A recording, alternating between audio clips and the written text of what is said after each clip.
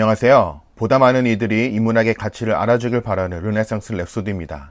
오늘은 로마의 폭군으로 알려진 네로 황제에 대해 다룰 텐데요. 정말 네로는 폭군이었는지, 혹 그를 흑화시킨 요인들이 무엇이었는지 당시 상황에 비추어 살펴보겠습니다.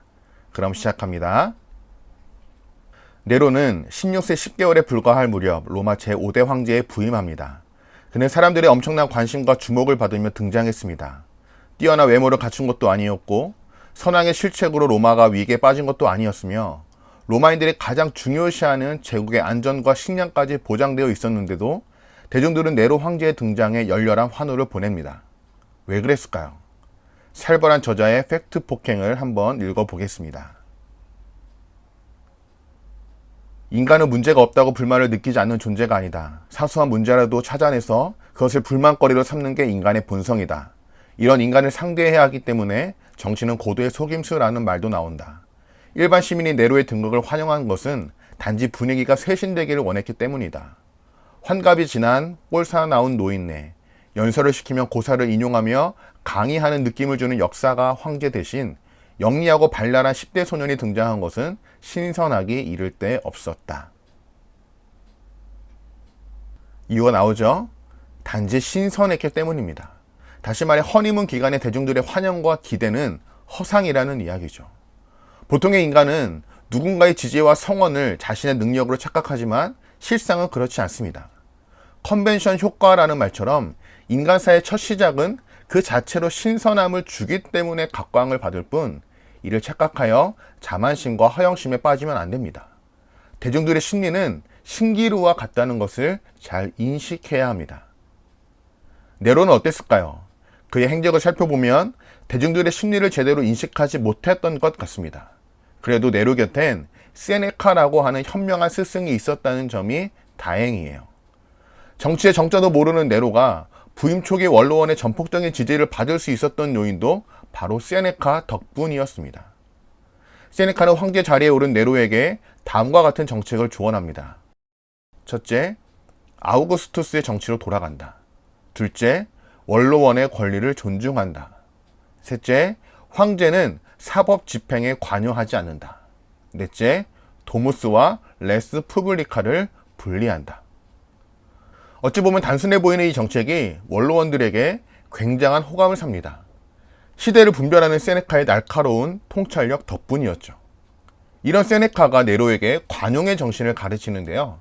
인상 깊은 내용이라 책의 한 대목을 소개합니다. 세네카는 17세도 안 된 애 제자에게 이론 무장을 시킬 필요를 느꼈는지 관용에 대하여라는 책을 출판했다.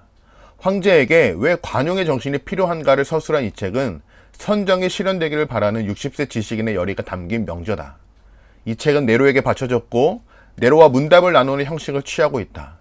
역사가 타키투스와 더불어 제정 로마를 대표하는 문장가답게 그의 라틴어 문체는 품격 있고 간결하고 우아하다. 내용은 황제의 책무인 관용의 중요성을 이야기하는 것인데 동정과 관용의 차이를 서술한 대목에서 세네카는 이렇게 말하고 있다. 동정이란 현재 눈앞에 있는 결과에 대한 정신적 반응이고 그 결과를 낳은 요인에는 생각이 미치지 않는다. 반면에 관용은 그것을 낳은 요인까지 고려하는 정신적 반응이라는 점에서 지성과도 완벽하게 공존할 수 있다. 저는 세네카가 설명하는 동정과 관용의 차이를 읽고 무릎을 탁 쳤는데요. 이보다 더 좋은 설명이 가능할까요? 동정은 현재 눈앞에 있는 결과에 대한 정신적 반응이고 관용은 그 결과를 낳은 요인까지 고려하는 것이다. 쉽게 말해 현상 자체만 바라보지 말고 전후 맥락과 배경을 조망하는 통찰력의 중요성을 알려주는 내용입니다. 전율이 생길 정도로 적확한 문장인데요. 이런 가르침을 받은 네로는 훌륭하게 성장했을까요? 누구나 사춘기 시절이 되면 이성에 대해 눈을 뜹니다. 보이지 않던 것이 보이고 느끼지 못했던 생소한 감정에 호기심이 생기죠. 신체적인 변화를 넘어 무한한 에너지가 발산되고 억압되었던 리비도가 발현되기 시작합니다. 이와 더불어 반항심이라는 자아가 고개를 빼꼼히 내밀죠. 그래서 사춘기 시절엔 본인도 당황할 만큼 느닷없이 감정을 분출하기도 하는데요. 네로도 그랬습니다. 아직 소년이라는 이유로 자신을 꼭두각시로 세워둔 채 권력을 행사하고 있었던 어머니 아그리피나와 감정의 골이 방아쇠가 되었습니다. 책을 읽어볼게요. 로마 여자로서는 처음으로 자기 뜻에 따라 권력을 행사하고 싶어한 아그리피나는 터무니없는 오산을 하고 있었다. 네로는 그녀의 피를 받은 아들이고 따라서 그녀와 똑같은 생각을 할 가능성이 크다는 것까지는 계산에 넣지 않은 것이다. 네로에게 지성이 있었는지 여부는 제쳐두고 네로는 당대 제일의 제주꾼인 세네카가 사랑한 제자다. 영리하고 재기가 넘치는 젊은이였다. 그 결과 여느 가정의 10대 아들과 어머니 사이에서 일어날 수 있는 사태가 일어났다. 아들이 어머니에게 반항하기 시작한 것이다. 첫 번째 반항은 어머니가 경멸하게 뻔한 여자를 사랑한 것이었다. 네로는 아크테라는 여자 노예한테 홀딱 반해버렸다. 하지만 처음에는 어머니한테 그것을 감추려고 했었고 세네카에게 도움을 청했다. 네로가 울며 매달리자 세네카는 사촌이자 황궁 경호대장인 안니우스에게 아크테를 사달라고 부탁했다. 그런 다음 아크테를 해방 노예의 신분으로 만들고 안니우스의 애인으로 위장하여 네로와 밀회할 수 있게 해주었다. 그래도 어머니의 눈을 계속 속일 수는 없었다. 노예였던 여자와 아들의 관계를 알게 된 아그리피나는 무자비한 어조로 비난했다. 옥타비아라는 아내가 있는데 다른 여자와 관계했기 때문에 화를 낸 것은 아니다. 관계한 여자가 해방 노예라는 사실이 그녀를 화나게 했다. 아그리피나는 아크테를 경멸하는 말을 아무렇게나 내뱉었다. 하지만 아들이 사랑한 여자를 경멸하는 것은 그것을 선택한 아들을 경멸하는 것과 마찬가지라는 사실을 아그리피나는 미처 깨닫지 못했다. 어떤가요? 시대만 다를 뿐이지 사춘기 아들과 어머니 간의 흔한 풍경으로 보입니다. 자본이라는 보이지 않는 계급이 존재하는 현대 사회에서도 일어나고 있는 일이고요. 근데 보통의 모자 관계라면 이 정도 갈등선에서 진폭의 움직임만 있을 텐데 네로는 자신의 어머니 아그리피나에게 증오의 감정을 갖기 시작합니다. 더구나 시급한 문제에 대해 극단적인 해결책을 강구하는 네로였기에 결국 불상사가 일어나고 말죠.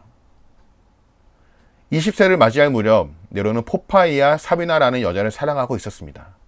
특별히 고귀한 혈통은 아니지만 하층 계급 출신도 아니었죠. 그런데 그녀는 네로의 어린 시절 친구였던 오토의 아내였습니다. 네로가 어떻게 했을까요? 오토를 오늘날 포르투갈에 해당하는 루시타니아 속주 총독으로 임명하여 멀리 보냅니다. 성경 속 다윗과 비슷하죠?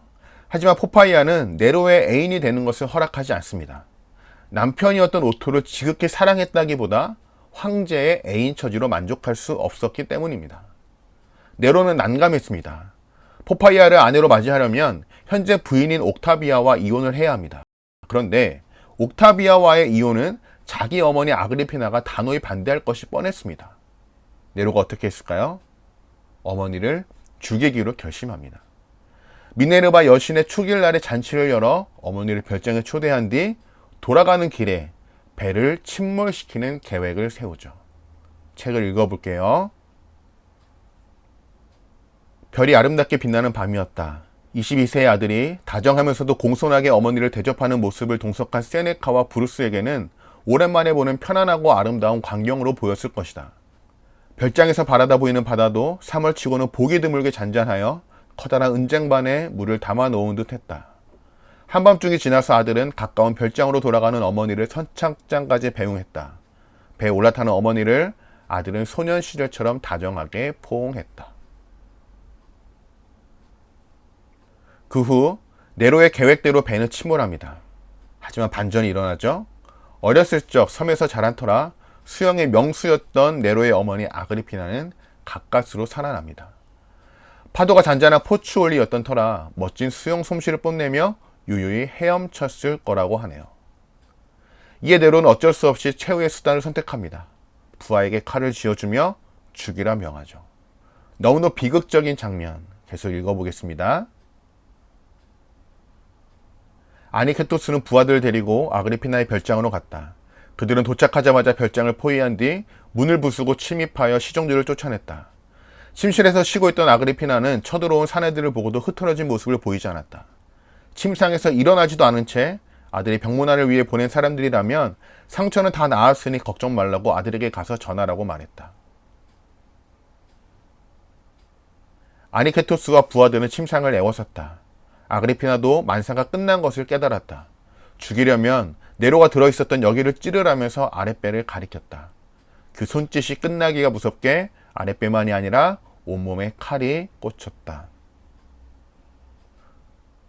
도스토옙스키의 소설 죄와 벌의 주제처럼 어머니를 죽인 네로는 죄 자체가 벌이 되어 고통의 세월을 보냅니다. 악몽에 시달려 잠을 자다가도 비명을 지르는 끔찍한 후유증에 시달리죠. 이것이 네로가 점점 폭군으로 변해가는 분기점이었을까요? 이어지는 네로에 대한 이야기는 다음 영상에서 다루도록 하겠습니다. 오늘은 여기서 마칠게요. 잘 들어주셔서 감사하고요. 구독과 좋아요는 언제나 큰 힘이 됩니다. 모두 좋은 하루 되세요.